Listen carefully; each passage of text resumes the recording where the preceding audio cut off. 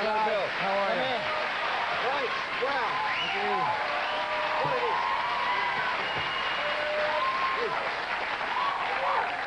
You've brought your fans. I think they misheard me. I think it is Dick Van Dyke. But great. Do your Cockney accent. No. We love that Cockney accent that Dick Van Dyke did. But right.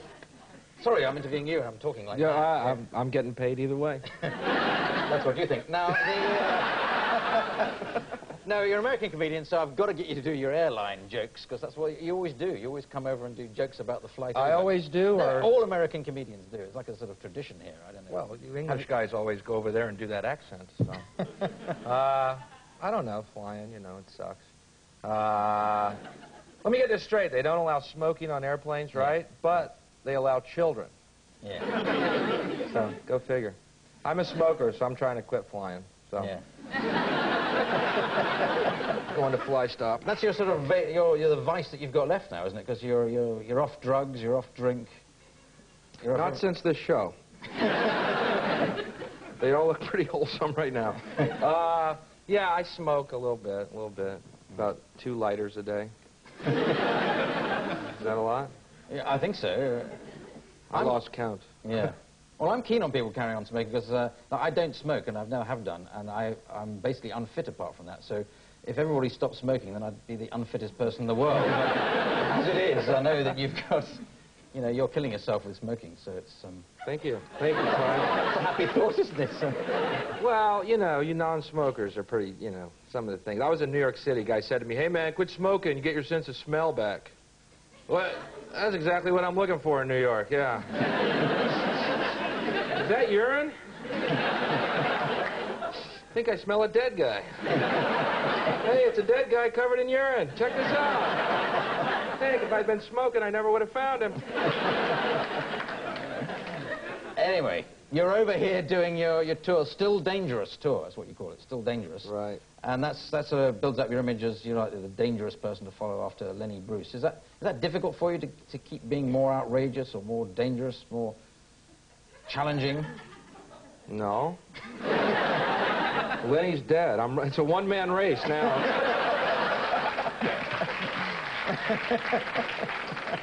All right, Lenny, go to the bathroom. See you later.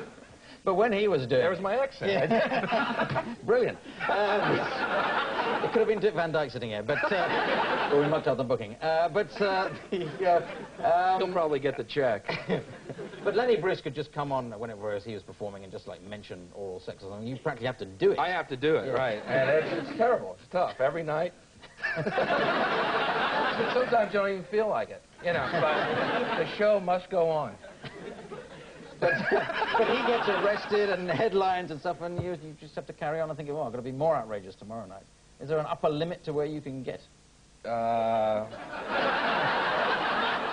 Yes, Clive, there's stuff beyond oral sex. Not with me, there's not.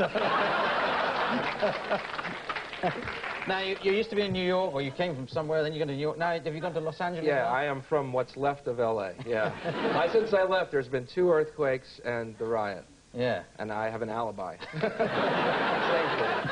Do you find yourself offending people with your... I mean, I know you're doing some television over here, and sometimes people get offended, especially if they see it on television. Does that worry you?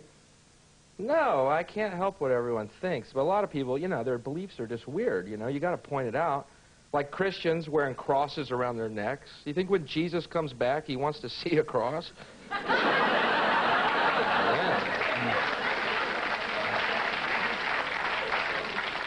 Kind of like going up to Jackie Onassis with a rifle pendant on, you know? Singing to John, Jackie, we love him. Maybe that's why Jesus hadn't come back yet. Well, it's a theory. They're still wearing crosses. No. When they're all wearing a fish, I'll drop down, all right? Well, what about guns in America? What's the thing with Americans and guns? Why are you always shooting each other? Well, it started, one guy had one, he started shooting people, and everyone else bought one. I don't know, people are violent over there. And it's another thing where the death penalty, it amazes me that Christians are against the death penalty, you know? Because if it weren't for capital punishment, there'd be no Easter.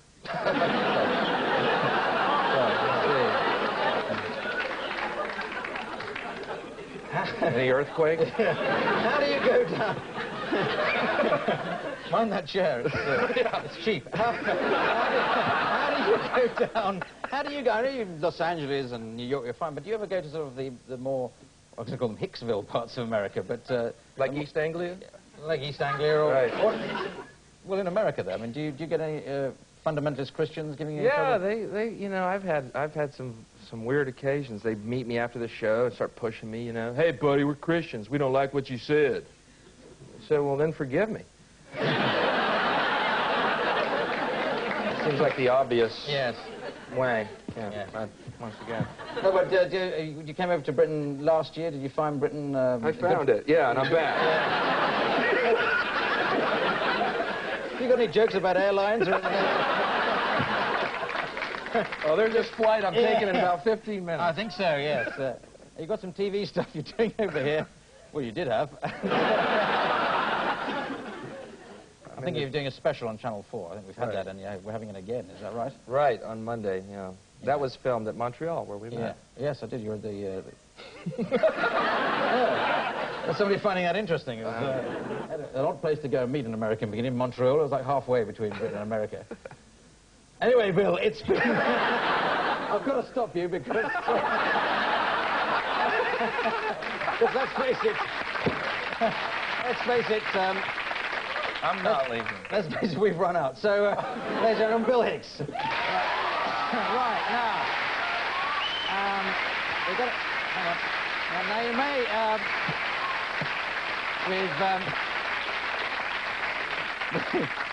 we've got a roof on, because you may have heard that the legal profession in England